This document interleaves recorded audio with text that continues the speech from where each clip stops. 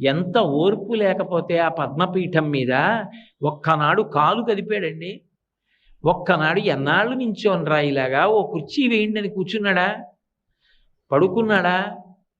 నాకు ఇంతే సమయమా, ఎన్ని వేల మందిలా వస్తూ ఉంటారా, ఎంతమందిని నేను చూడనురా అన్నాడా?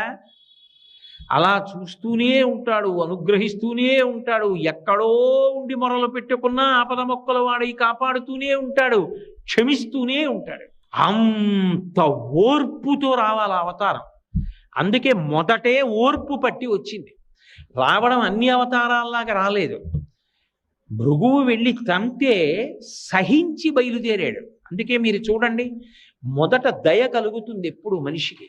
దయ కదిలితే కార్యం నడుస్తుంది. నేను అలా వెళ్ళిపోతున్నాను అనుకోండి, ఏదో దేవాలయంలోకి వెళ్ళి హుండీలో 100 రూపాయలు వేద్దాం అనుకుని వెడుతున్నాను. వెడుతుంటే ఒక పిల్ల తల్లి కంఠం పట్టుకుని గట్టిగా